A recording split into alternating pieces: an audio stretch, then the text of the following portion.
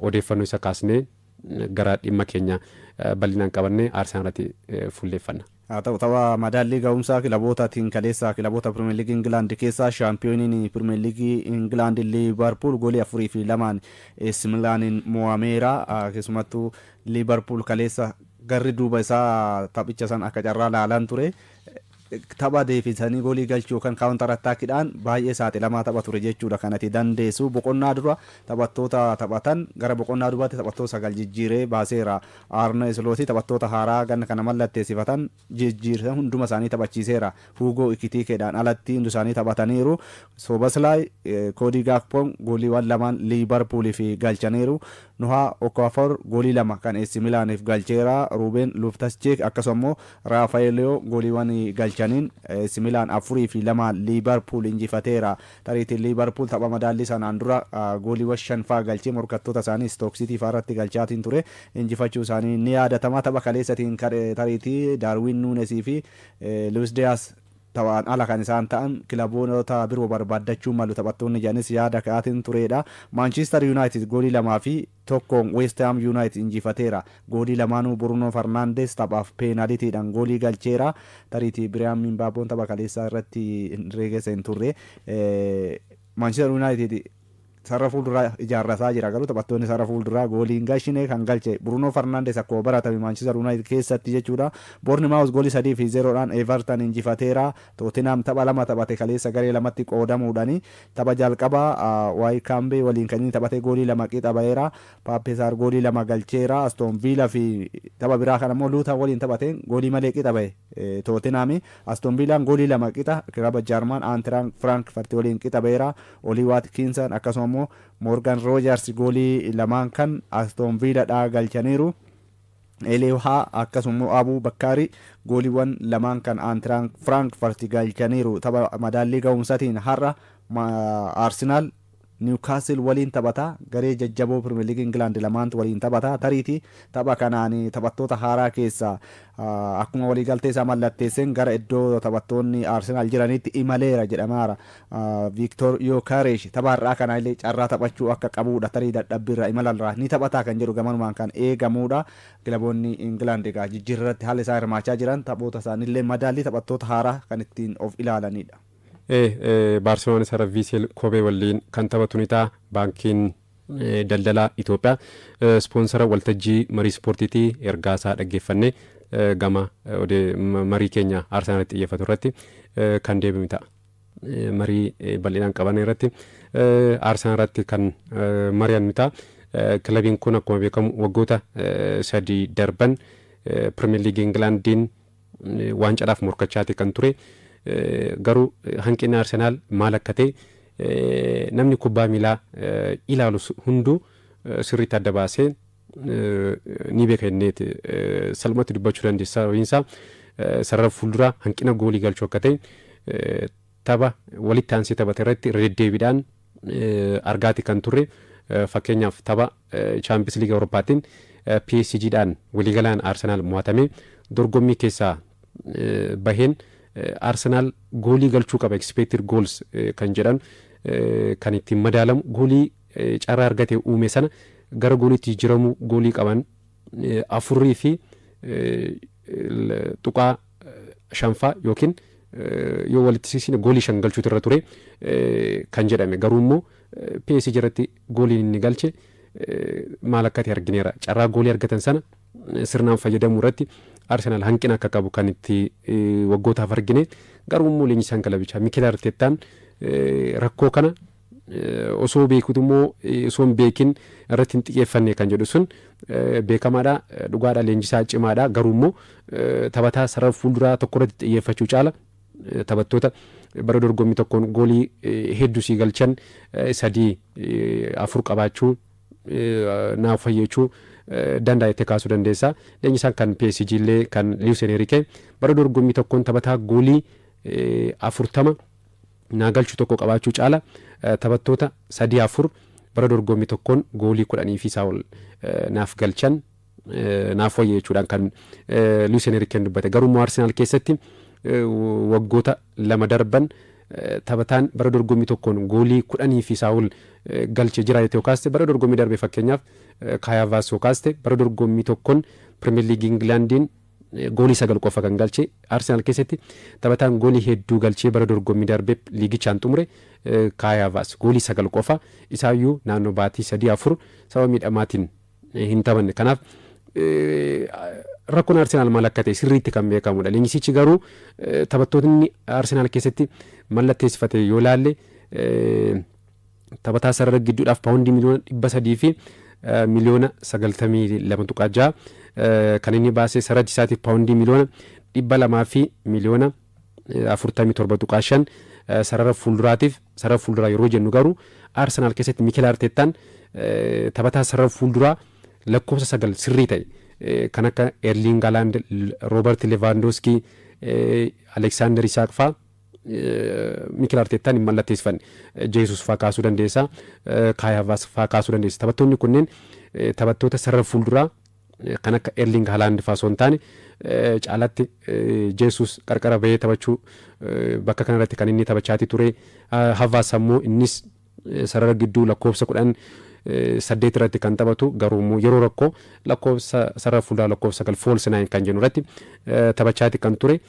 Taphattoota akkasiitiif paawundii miliyoona 75 qofa taphataa sarara fuulduraatiif kan baase. Goolii eegaadhaa paawundii miliyoona 71.9 baasee taphataa sarara fuulduraatiif garuu paawundii miliyoona 100 illee hanga Arsenal leenjisaa turetti Mikel Arteetaan hin baasne. Gama kanaan sirriitti komatamaatti kan ture. Amma garuu xumuratti Victor Gyökeres liigii Poorchugaaliin taphataa ga'umsa olaanaa mul'isaa ture. Goolii carraa goolii argate sirnaan fayyadamaa ture sana harkatti galfateera. Kaleessa taphataan kun ifatti Arsenaaliif kan inni mallatteesse. Dhugumatti taphataan kun rakkoo Arsenaal goolii galchuu sana ni fura, Arsenaal waancaa ni fudhata kan jedhu sun gaaffiidha. Taphataan kun garuu ga'umsa olaanaa akka qabu, goolii galchaa akka ture, Arsenaaliif ta'uu akka danda'u dubbachuun nama salphaadha itti kaasuu kan dandeessudha. Dhugaadhaa Premier League fi liigiin Poorchugaal garaagarummaa guddaadha kan qabu. Garuu immoo rakkoo Arsenaal ni furaaf leenjisaan Arsenaal Mikel Arteetaan hooggantoonnis itti abdachuudhaan taphataa kana kan isaan mallatteessifatan. Keessumattuu Arsenaal egaa akkuma tuu kaafte erga Mikel Arteetaan 2019 gara Arsenaal dhufe jijjiirama gara garaa taasiseera. Arsenaal dorgommii Awurooppaatirraa fagaatee bade dorgommii Awurooppaatti deebiseera. Arsenaal baroottan darban walitti aansee si'a sadaffaadhaaf Premier League England shaampiyoonummaadhaaf eegamee sadarkaa lammaffaan xumureera.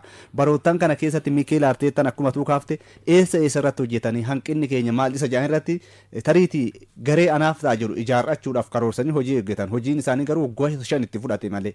Waggoota 5 kana keessatti yoo xinnaate kaleessa Victor Gyökeres ergisaaf dhaabbiidhaan taphattoota mallatteessan dabalatee taphataa 35ffaa Mikel Arteetaan mallatteessifateedha.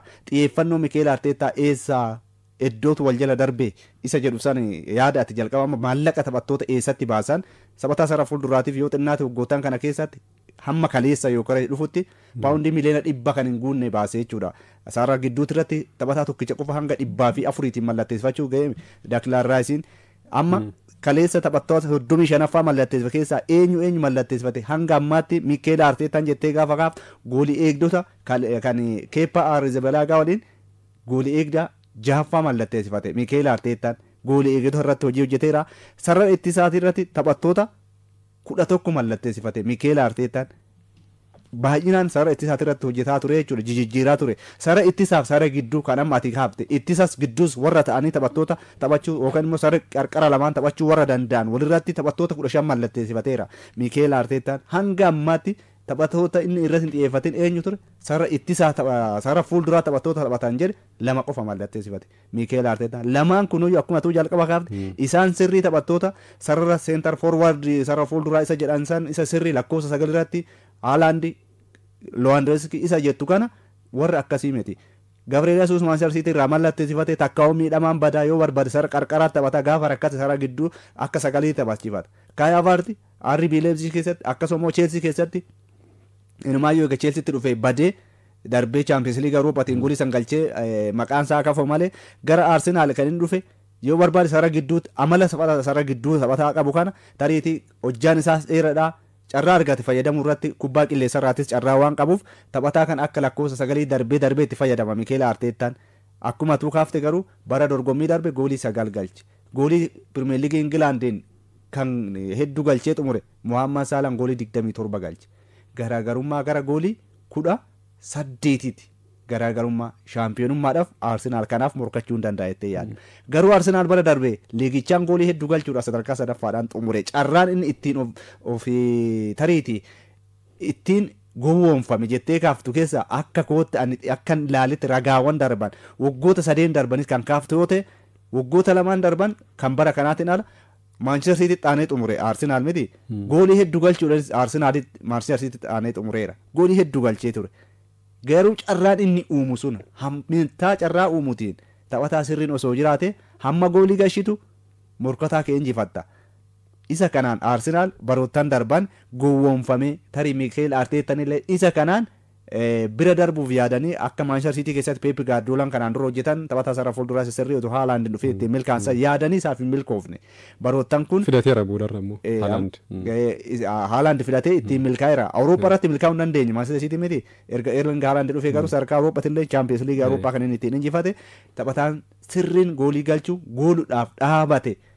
Yoo xinnaate achi dhaabachuun taphataa sarara fuuldura isa sirriin taphattoota sarara ittisaatirratti dhiibbaa hammamii akka qabu isa beekamu san Mikel Arteetaan isa kana kan ittiin gowwoomfamee tureettee kaasuu kan dandeessu isa kana tarii kaleessa deebii argatinnaa isa jettu taphataa 35ffaa fi isa sirriidha jettee kaasuu dandeechu. Yeroo ammaatti taphataa sadarkaa Awurooppaa atitti tariite liigii inni keessa taphatu liigiin Poorchugaal fi liigota jajjaboo warra biraatii irratti madaaluu baatus kilabootuma jajjaboo jedhama irrattis immoo goolii galchee ga'uusa isaa kan ittiin mirkaneesse tariitii kilaboota shaampiyoonshiippii Ingilaandi keessatti liigii Ingilaandi keessatti Pirimeer Liigiis ta'uu baatu taphatee muuxannoo kan qabu taphataa kana fidateera. Umrii 27 irratti kan inni argamu Victor Yokeresh kaleessa London ga'uun tariitii gaaddidduu dukkanaa wayii sarara fuulduraa Arsenaal deeggartoota waan wayii waan kaase natti fakkaatan kaleessa hammeen tumne nama goolii galche kan ilaaltu yoo ta'e hammi carraa Arsenaal ammoo goolii uumuudhaaf qabu kan ilaaltu yoo ta'e Arsenaal yeroo sirrii taphataa kana itti fidachuu qabu jettee kaasuu dandeecha. Paawundii miliyoona yuuroo miliyoona 63 itti baaseera dabalataan adeemsa saalaalee 10 ni dabala jedhamee hamma yuuroo miliyoona 73 itti fudhata.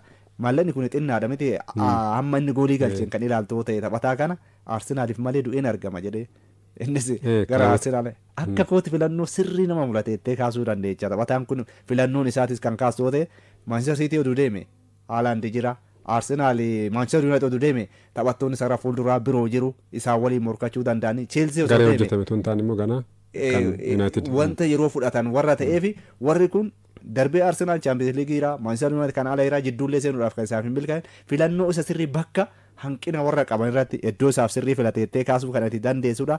Kanas ta'eega Arsenaal kaleessa isaaf milkaa'eera. Maal hojjete taphataan kun maaliif Arsenaaliif ni fayyada isa jedhu san gaafii ati kaafte deebisaa isa ta'eedhaan waggoota 2 darban keessa kaasaa turreemi sadarkaa Awurooppaatti taphataan hamma taphataa kanaa goolii galchee hin jiru. Walumaa gala immoo riikoordiiwwan isaa kan ilaaltu yoo ta'e gara taphoota 100 fi dorgommii hundumaa 200 taphatee goolii 97 galcheera. Hammi taphachuusaa fi hammi goolii galchuusaa taphoota irratti hiriiruun kan assist yookaan immoo mijeessee kenne 25 mijeessee kenneera. Kana kan ilaaltu yoo ta'e hamma taphate caalaa goolii keessatti kan inni hirmaatetu caala. Taphataan kun baroota darban kana kan ilaaltu yoo ta'e bara dorgommii darbe immoo goolii 54 galche. Tapha 52 liigichaan goolii 39 galche. Sadarkaa Awurooppaatti top 10 sadarkaa 10 warra jedhan keessa goolii hamma kanaa taphataan galche hin jiru. Kun Victor Yokeresh maaliif Arsenaal barbaadame isa jedhu saniif deebii isa deebisu. Goolii hanqina sarara fuulduraa carraa uumu ammaan Champions League Awurooppaa fa'aarratti na yaadadha. Real Madrid waliinis taphuma injifatan saninuu kan ilaaltu ta'e osoo akka carraa rukuttaawwan adabbii daakilaarraa isaan ta'uu baate sana dura carraawwan uumaa ture miti Arsenaal.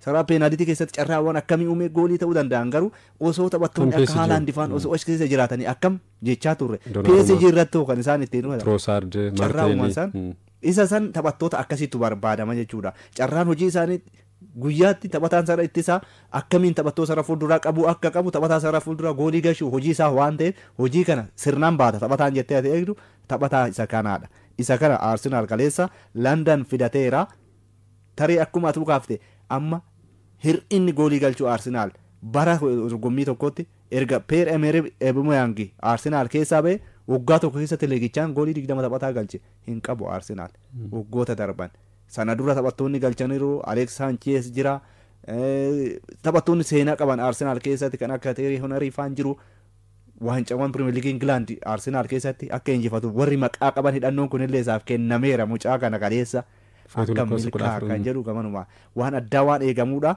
tariitii sadarkaan liigichaa inni ati gaafte sunii fi inni ammoo xiinsammuu taphataati irratti hojii leenjisaati irratti hundaa jedheen kaasaa. Wantoota hedduu dabaluu danda'a taphataan kun fakkeenyaaf liigii Poorchugaaliin bara dorgommii darbe Sprint kan jennu taphattoota sarara ittisaa garee faallaa duuba fiiguudhaan yeroo 85 bara dorgommii darbe taphattoota sarara ittisaa duubarra saffisaan kan inni fiige liigii Poorchugaaliin kana gochuudhaan sadarkaa tokkoffaan bara dorgommichaa kan xumure saffisa isaa kan laallu yoo ta'e sa'aatii tokko keessatti kiiloomeetira 25 kan inni saffisa olaanaadhaan fiigu hagam taphataan kun saffisa olaanaa akka qabu taphataan sarara ittisaa isa bira ga'uudhaaf akka rakkatu kan agarsiisudha. Premier League England kana yoo kaasne Nicholas Jackson yeroo 24 taphattoota sarara ittisaa duubaa kan inni fiige dachaadha itti kaasuu kan dandeessudha. Arsenal keessatti taphataan akkasii jira jettee yoo kaaste darbee Martinelli waggoota kan darban dhiiseera malee Champions League Eurooppaatiin Real Madridatti goolii galche sana saffisaan taphattoonni sarara ittisaa kan Real Madrid iddoo isaan dhiisanii dhufan sana saffisaan fiigee goolii galche kan argine isaan alatti taphattoonni sarara fuulduraa Arsenal fayyadamaati ture Gabriel Jesus Mikel Merino bara dorgommii darbee rakkoodha jedhee fayyadamee akkasumas Jesus taphattoonni kunneen sadan taphattoota sana akka Victor Gyökeres taphattoota sarara ittisaa gareen faallaa iddoo dhiisanii dhufan sana saffisaan fiigee fayyadamuu taphattoota akkasii mitiin kan Arsenal garuu Victor Gyökeres kanaan taphataa beekamu waan ta'eef Arsenaliif wanti kun ammoo sirriitti fayyada jettee kaasuu dandeessa. Fakkeenyaaf Arsenal kilaboota jajjaboo waliin yeroo taphatu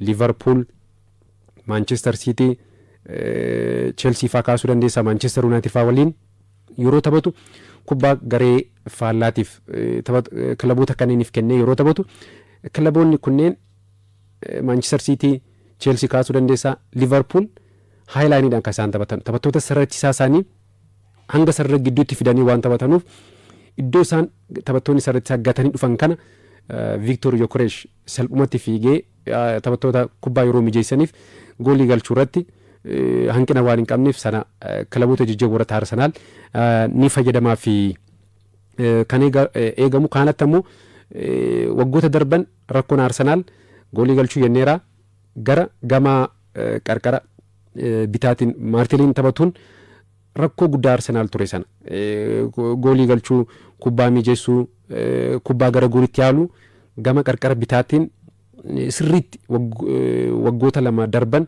Arsenal gama kanaan sirriitti kan itti rakkate jettee kaasuu kan dandeessudha. Fakkeenyaaf Martinelliin kubbaa qabatee yeroo gara garee faallaa deemu taphattoota sarara ittisaa waliin yeroo walitti dhufu taphattoota kanneen tokkoof tokkoon darbee goolii yaaluu goolii galchuu mijeessuu irratti hanqina akka qabu ni beekama. Garuu immoo taphattoonni qarqara bitaatiin bakka isa duuba taphatan Luis Skelly kaasuu dandeessaa yookiin Calafiori kaasuu dandeessaa Zinchenko kaasuu dandeessaa akka kilaboota Manchester City fakkeenyaaf Dokun yeroo kubbaa qabatu taphataan sarara ittisaa bitaa isa fuuldura deemee iddoo bansiisaaf yookaan iddoo qabataa fi kan Arsenal garuu Skelly kaaste Zinchenko kaaste Calafiori kaaste gara sarara gidduu seenanii caalatti sarara gidduudha kan isaan dhiibbaa uumanii taphatan kun ammoo Gabriel Martinelli taphattoonni garee faallaa salphumatti lama ta'anii kubbaa yeroo harkaa fudhatan argaati kan jiru kanaafis immoo inni kubbaa gara duubaatti deebisaa yookiin gara dalgaatti taphattootaaf kenna. Victor Gyökeres ammoo liigii Poorchugaal keessatti caalatti kubbaa fudhachuudhaaf gara qarqara bitaa waan ba'uuf qindoomina kana dura Arsenal keessatti waggoota bara dorgommii 2022 Gabriel Martinelli, Granit Xhaka, Zinchenko uuman sana bara dorgommii dhufu tarii Arsenal keessatti waan gaarii arguu akka dandeenyu kaasuu kan dandeenyudha. Sababiin isaa Arsenaal bara dorgommii 2023 qindoomni taphattoonni kunneen sadan uumaniin goolii hedduu kan itti galchedha. Fakkeenyaaf bara dorgommii sana Maartineelii goolii 15 galchuudhaan kubbaa goolii galan 6 mijeessee Jaakan goolii 7 galchee 7 kan mijeesse akkasumas ammoo Zinchenkoon goolii tokko galchee seenaa isaatiin yeroo jalqabaatiif Premier League Englandiin bara dorgommii sana goolii kan galchee kubbaa goolii galan 2 kan mijeesse. Ragaalee lakkoofsa kan taphattoota kunneen sadan seenaa kubbaa miilaa isaaniitiin ragaalee lakkoofsa akkanaa galmeessan hin beekan. Goolii hagana galchan hin beekanu, kubbaa hagana mijeessan hin beekanu. Kanaaf Arsenaal Victor Yokeresh qarqara bahee taphachuunsaa kubbaa fudhachuunsaa Gabriel Martinelliin kubbaa yeroo inni qabatu gara qarqara bitaatiin bahee kubbaa waan harkaa fudhatuuf tarii qindoomina kana dura waggaa 2 dura ture sana irra deebiidhaan arguudhaafis Mikel Arteetaan xiyyeeffatee taphataa kana mallatteessifate jettee kaasuu kan dandeessudha. Kanatti ammoo gareen fakkeenyaaf bara dorgommii darbaa Arsenaal kilaboota ittisa irratti xiyyeeffatan sarara ittisaa fi taphattoota sarara fuulduraa gidduu isaanii meetira muraasa walitti siqanii sirriitti tuutaanii taphatan ittisa jabaa qaban ittisa sana bansiisee goolii galchuurratti hanqina guddaa akka qabu argineera. Fakkeenyaaf kubbaa caalmaa taphaa harka 60 fi isaa ol fudhate keessaa taphoota 17 keessaa tapha 7 qofa kan injifate. Hagam garee faallaa ittisa isaanii dallaa ittisa cimaa sana bansiisuu irratti kubbaa gara gooliitti yaaluu taphattootaaf kubbaa mijeessuu irratti hanqina akka qaban kan agarsiisudha. Kanaaf Victor Yokeresh kanas illee hanga ta'e ni furaaf kan eegamu. Sababni ammoo sarara penaaltii keessatti taphataan kun taphataa kubbaa dhaabbatee eeguu miti. Sarara penaaltii keessatti waan sosocho'uuf taphattoota sarara ittisaa akkan tasgabboofne kan inni godhu.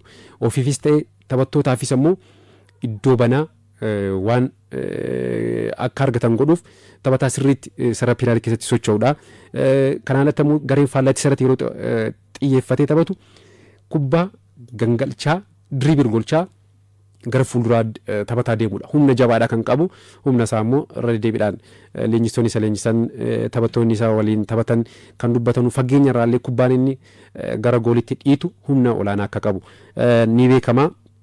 Humna olaanaa qabaachuun isaa immoo sarara ittisaa keessatti gareen faallaa ittisa jabaa yeroo qabaatan taphattoota kanneen waliin wal dhiibee goolii galchuudhaaf fakkeenyaaf Aguero kana dura argaatii turre Didier Drogba fa'aa kana gochaati kan turani taphata akkasiiti humna jabaa waan qabuuf Premier League England humna irratti xiyyeeffata humna sanaan fayyadamee gareen faallaa sirriitti ittisa xiyyeeffate sana bansiisuu irrattis hanga ta'e Arsenaaliif furmaatanii fidaaf kan eegamu. Waa baay'ee jijjiiruu danda'a jettee kaasuu dandeessa. Amma ragaalee jiran akkuma kaafne jalqabam sadarkaa liigotaa wal madaalchisaa turre amma taphataa kana baroottan darban keessumattuu bara darbe maal hojjete kan isa jedhu san ragaawwan ati kaafte kanaan dabalata amma goolii 39 galchee kana keessa 12 peenaaliitiidhaan galchee 27 taphaan galchee hammam peenaaliitii waan inni galchu immoo kallattii qabeessa akka ta'e kubbaawwan inni yaalu yoo xinnaatti sarara peenaaliitii garee faallaa keessatti taphataan kun yeroo 300 ol kubbaa tuttuqeera sarara peenaaliitiidhaa keessatti kanalatti kubbaawwan inni giddu galeessaan yaalu jedha. Tapha tokkoon kubbaawwan goolii ta'uu danda'an kan inni yaalu giddu galeessaan 4.5 yaala. Taphattoota sarara fuulduraa lamaan reefu kaafne kan Arsenaaliin gaafa wal bira madaalchifnu tariitii Gabriel Jesus bara darbe miidhamaa qabe 3.0 kan yaaliin isaa. Kayavarti goolii 9 galchee bara darbe 2.6 sarara peenaalitii keessatti carraan goolii inni yaaluudha kan qabu. Hammam taphattoota kana akka caalu kan inni namatti agarsiisu. Sarara peenaalitii keessatti gara kubbaa 327 ol yeroo itti tuquu danda'e taphataan kun kana alatti carraa peenaalitii argate galchuudhaan sadarkaa liigota jiranitti sadarkaa jalqabaatirra jira taphataan kun. Dhibbeentaa kan harka 27.3 peenaalitii argate itti fayyadama jalqabarra jira. Muhammad Salah ni caala kayaaf amma Premier League keessa tooppii warra jiran jechuudha. Erling Haaland ni caala Alexander Isak ni caala taphataan kun peenaalitii argate galchuudhaan tariitii taphataa Nottingham Forest Kirkwood isa qofaadha taphataa kanatti hamma tokko peenaalitii argate hunda yaaluudhaan itti galchuudhaan kan inni ittiin dhiyaatu waan argate itti fayyadamuu irratti ragaa oobtan baase haala agarsiisuun jalqaba akkuma kaafte liigiin Poorchugaal sadarkaa 8ffaarra kan inni jiru guddina cimina isa jedhamu jabeenya isa jedhamu saniin Victor Yokeresh akkuma tuu kaafte Premier League Englanditti gaafa dhufe barataa isa jedhu san amma fakkeenyaaf ragaawwan kaasan keessaa taphattoonni kanaan dura liigii Poorchugaal keessaa dhufan Kiristaanoo Roonaaldoo kaasuu dandeessa Bruunoo Farnaandes amma Pirimeer Liigii keessaa kaasuu dandeessa barataniiru sara fuulduraa irratti garuu fakkeenya bara dhiyoo kan dhufe Daarwiin Nuunes Liivarpuul keessatti yeroo Poorchugaal irraa Beenfikaa irraa gara Liivarpuul dhufu tapha liigichaan tapha 28 goolii 20 galchee garuu Pirimeer Liigii Ingilaandii taphataan akkas jajame Liivarpuul keessatti itti baruu hin dandeenye waggaa 3 keessatti goolii kan taphoota 95 taphate goolii 25 qofa galchee amma Liivarpuul gadi lakkisaadhaaf kan inni eegamaatiin jiru tarii inni kun isa muudachuu danda'a isa jedhamu sanii fi hamma tokko taphataa kanaaf kan inni sodaatame xiinsammuun isaa garuu murteessaadha taphaticha hojiin leenjisaadhaa murteessaadha amma Mohaammed Salaa fi Daarwiin Nuunes osoo Mohaammed Salaan jiru iddoo sanii tarii bakka garaagaraa taphatanillee qarqaratti bee taphachuu danda'a Mohaammed Salaanii Daarwiin Nuunes akkaataa Yokeresh kanatti hamma yaadame san Yokeresh akka Nuunes kanatti gahuu dhiisuu danda'a jettee tilmaamuu dhiisuu hin dandeenye murteen taphataa kutannoon taphatichaa adeemsi leenjisaan ammoo taphataasaa ittiin taphachiifatu murteessaadha waan ta'eef inni kun Yokereshiif amma tokko abdii ta'uu danda'a hammi goolii galchuu Arsenaal hamma kana argate abdii waggaa 21 waancaadhaa kana. Waancaa FA bara 2020 erga fudhatanii Arsenaal waancaa baree beeka isa kana deebisaa kan jettu isa kanaan ala Yokereshiin ala immoo taphattoonni fidatanii utubaa kanaa ta'an kaasuu dandeessa Yokeresh amma sadarkaa Awurooppaatittuu tariitii taphattoota akka Kiiliyaan Mbappee akkuma jalqaba kaafne Erling Haaland warra biroo amma warra jiran kanaan yoo ta'een alatti gita Pirimeer Liigii Ingilaand keessatti tarii Erling Haaland yoo ta'een ala Mohaammed Salah fa'aa yoo ta'e gita isaa taphattoonni amma sadarkaa kanatti gooliidhaan waliin dorgoman hin jiran isa kana ammoo ni raawwatettee kaafta humna qaba saffisa qaba carraa'uma kubbaa mijeessee kennuu danda'a taphataan kun ragaalee jiru kan ilaaltu yoo ta'e sanii alatti humna qabaachuun ammoo sarara ittisaa garee faalladha mataasaa akka tasgabboofne dhoowwuu danda'a qarqara lamaaniin taphattoonni biroo jiru saakaan jira goolii galchuudhaaf hanqina qabu saakanuu carraa goolii galchuu kan ittiin argatu ta'a taphataan kun lakkoofsa gara taphataa saakaan qarqaraan gaafa taphatu dhiibban xiyyeeffannoon taphattoota sarara ittisaa gara Yokeresh gaafa jiru carraan saakaadha Manchester Cityin akkanatti carraa yeroo Erling Haaland hin jirre gara duubatti gaafa inni deebu taphattoonni biraa carraa uumuudhaaf goolii galchuudhaaf gaafa carraa argatan taphataan kun gidduu sana keessa waan jiruuf miti Yokeresh isa kanallee Arsenaal irratti dabaluu danda'a jettee kan itti gaaftu waa baay'ee dabaluu kan inni danda'u xiyyeeffannoo guddaadha jettee kubbaa qilleensarraa illee fayyadamuu danda'a rukuttaa peenaalitii irratti hanqina hin qabu fageenya irraa goolii galchuu irratti hanqina hin qabu taphataan kun tarii mata dhukkubbii Mikel Arteetaadha isa kana deebisuu danda'a inni illee baay'ee akka gammadee dubbateera miti keessumattuu 5-1 mo'atamuun sun mataan dhukkubse jedhe Arsenaalitti illee akkan mallatteessuudhaaf murteessu kan nataa isa kan inni jedhe taphataa isa murteessaa mallatteessifatee kaasuu dandeessa.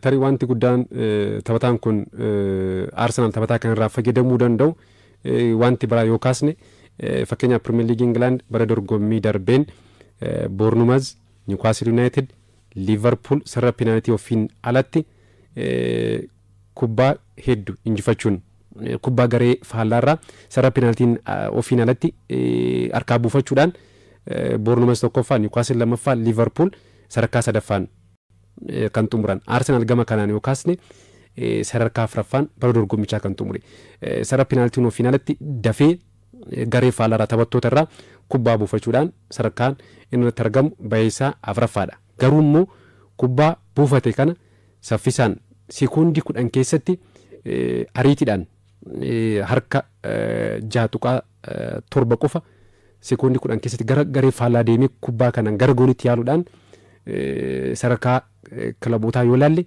Arsenaal gama kanaan kilaboota 20 Pirimeer Liigii Ingilaandiin hirmaatan keessaa sadarkaa 18ffaarra jira.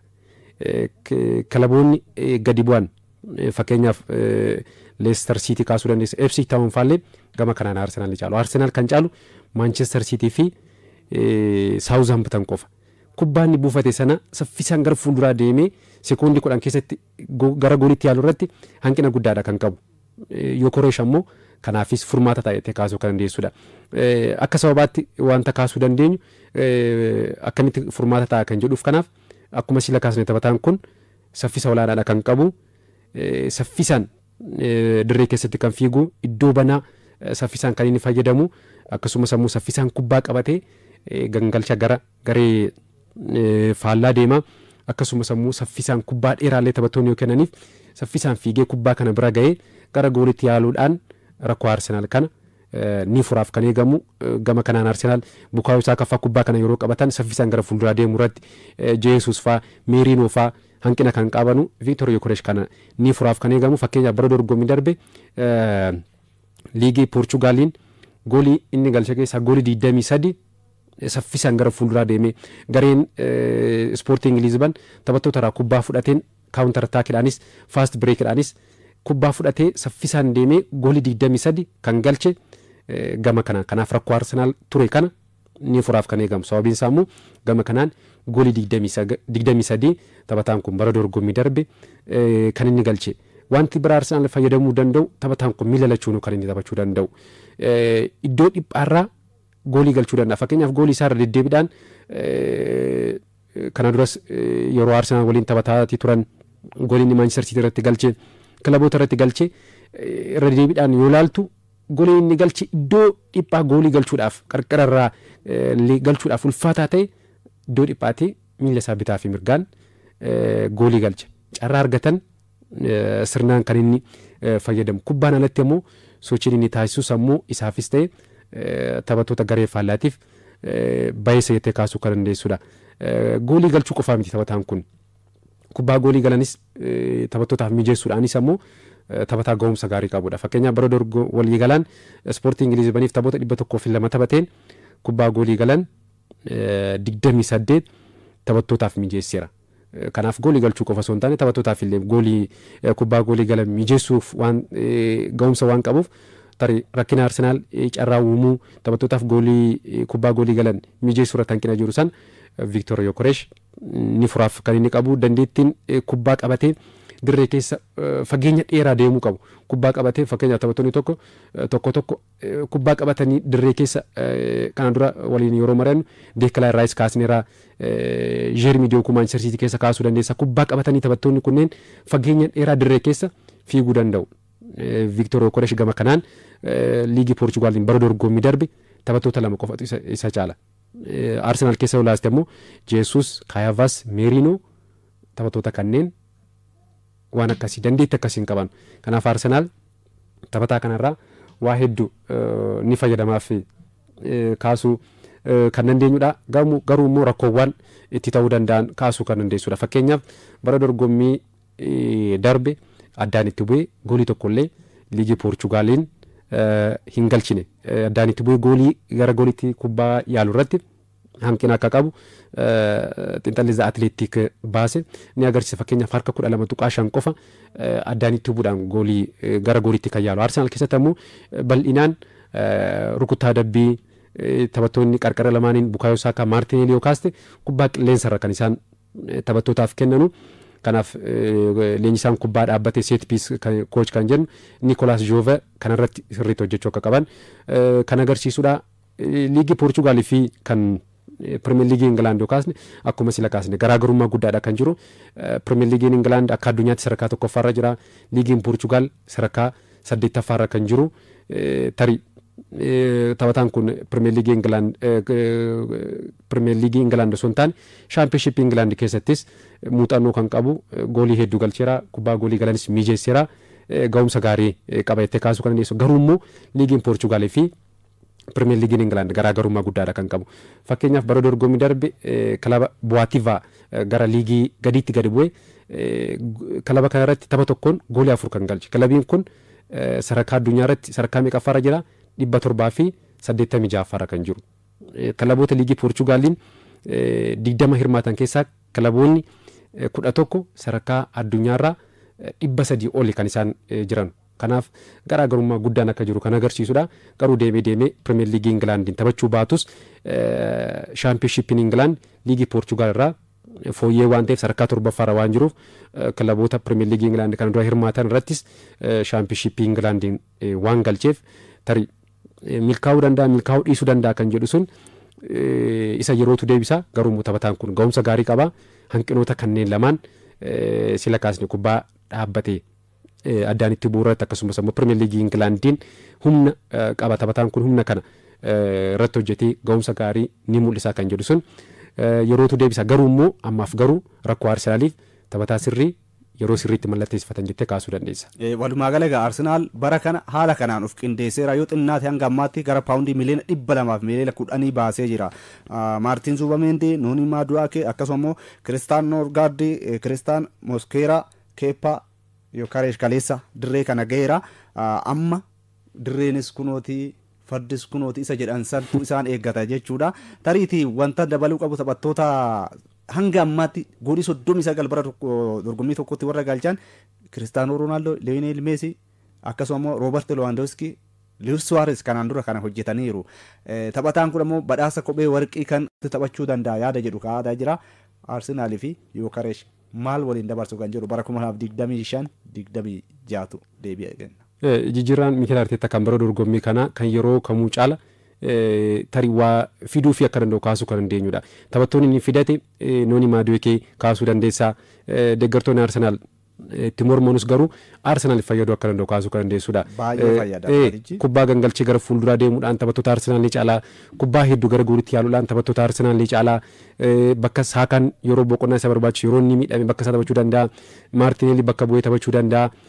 Kiristaan Noorgaard kubbaa dhaabbate irraa ga'umsa gaarii qaba, muuxannoo qaba. Pirimeer Liigii Ingilaandiin kubbaa dhaabbate ittisuu irratti Pirimeer Liigiin Arsenaal bara dorgommii darbe rakkoo isaa kana kan ture. Taphataan kun garuu kubbaa rukuttaa rogaa ittisuu irratti sadarkaa jalqabaa irratti argama. Faabiyaan Sheer Gaabireel Maagaalesh taanuudhaan goolii galchuudhaan sadarkaa sadaffaa irratti kan argamu. Akkasumas immoo Maartiin Zuubimeendi, Paartee fi Joorjiinoo caala kubbaa gara duubaatti deebisuu gara dalgaatti kennuu caala kubbaa gara fuulduraatti saffisaan kennuu irratti waan xiyyeeffatuuf taphattootaaf waan mijeessuuf Arsenaaliif waa fiduu danda'a. Kiristaan Moskeeraa taphataa sarratti isaa umurii 21 ta'us ga'umsa gaarii bakka Saalibaa yeroo inni miidhamu, Gaabireel Maagaalesh yeroo inni miidhamu taphachuu danda'a. Qarqara bitaa irrattis bakka mirgaa irrattis taphachuu ni danda'a.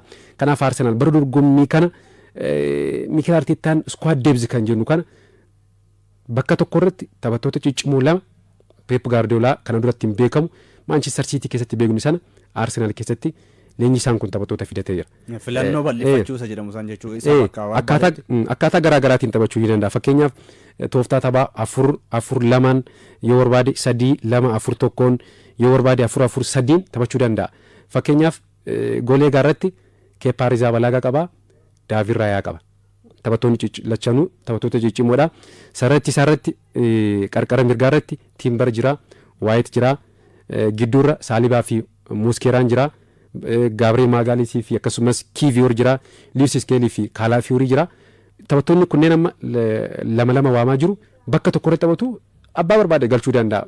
Dorgommii waan baay'atu. Ga'umsa irra fooyyee kan qabu itti fayyadamuu danda'a. Gidduurratti lakkoofsa 6 irratti Zuubimeendi jira, akkasumas Noorgaard jira, Odigaard, Nuwaneeriin jira, Raayis jira, Meerinoon jira, Maartineeliin jira, Troosaard jira, Saakaa fi Maadu'aake, fuuldura Yokoreeshii fi Kaayaavaas jira. Kanaaf bara dorgommii dhufu Chaampiyoons Liigiin jira, FA'n jira, Kaaraabahoon jira, Pirimeer Liigiin jira. Taphattoota akka barbaadeetti fayyadamuu akka danda'u kan agarsiisudha. Filannoo taphattoota kana dura ittiin rakkachaa ture, innis bara dorgommii darbe komachaatii ture, bakka tokkotti taphataa filannoo garaa garaan qabu jechuudha kan dubbate.